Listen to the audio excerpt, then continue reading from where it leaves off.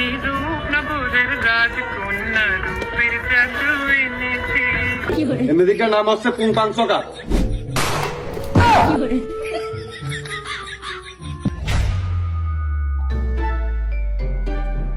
আজীবন সাপের নাম শুনে আসলাম, জাত সাপ, গুই সাপ, কাল সাপ, ঘোড়া সাপ, এ সাপ, ও সাপ। এখন বলে সাপের নাম হচ্ছে রাসেল। তাহলে সাপের নাম যদি রাসেল হয়, তাহলে মানুষের নামটা কি হবে? খালি ওই মানসির নাম আজকেতে ও জাগা সেলো দারো যাই সাপ এইসব তুমি ভাষা কথা না, এ যে সাপ, এর বিষ সম্পর্কে তোমার কোনো ধারণাই নেই। এর যে তেজ, কোলের মধ্যে যেইটা নিয়ে ঘুমায় ওই ড্রেসেও বেশি কেস কোটে উঠলো। সাপের ভয়তে মনে হচ্ছে সাদে যে থাকি। এই তোর আবার বললাই কামড়াইলো না মধুর মাছিতি? সাপ মনে করেছি জান থাকে।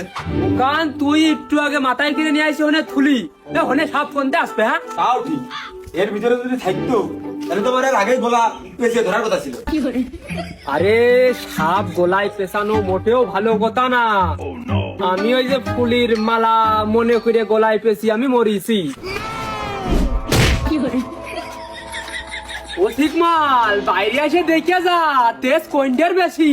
আরে তেজ তো তুমি লাঠি মুকুটে ঠেকাতে পারতেছো, আর ও বিষ তুমি ঠেকাবা কি করে? আমার তো ওই চিন্তায় খোয়া ঘুম আগামতা সব বন্ধ হয়ে গেল। ওরে আমু খুব চিন্তায় আছি রে। পাটের ভুই মাতৃ হবে, তাও ভয়তে মাতৃ জাতি পারতিছি নে।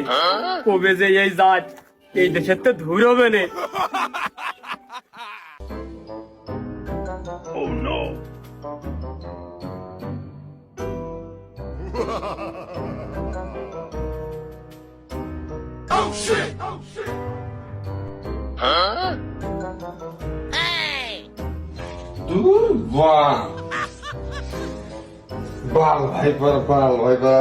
পাইনি ঘুমের মধ্যে মনে হচ্ছে দা বিড়িয়ে নিয়ে বেড়াচ্ছে। ও শান্তি ঘুমাচ্ছি, ঘুমের মধ্যে যে দা আছে সব।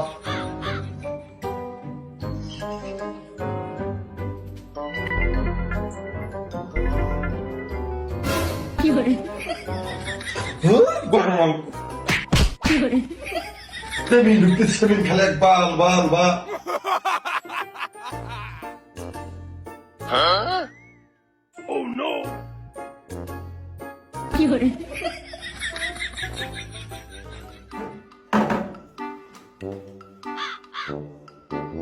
পদ্মা তীরবর্তী এলাকায় উপদ্রব বেড়েছে বিষধর সাপ রাসেলস ভাইপারের।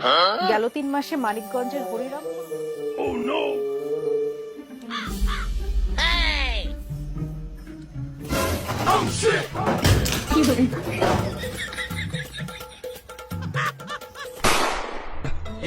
এই সাপের যে বিষ যে জায়গাটা কামড়াচ্ছে সে জায়গাটা পচে যাচ্ছে। হচ্ছে আমাদের বাংলাদেশে চলে এসে কত কাছে চলে এসে বুঝেছিস, যদি একবার কামড়াই রে জীবনটা শেষ। আমাকে খেলে পানি নেই বলে এখন আমাকে বলতে আসতে পারি। আরে আশপাশ খুব খেয়াল রাখতে হবে আর খুব সাবধানে চলাফেরা করতে হবে। সাবধানে দেখে শুনে চলাই ভালো।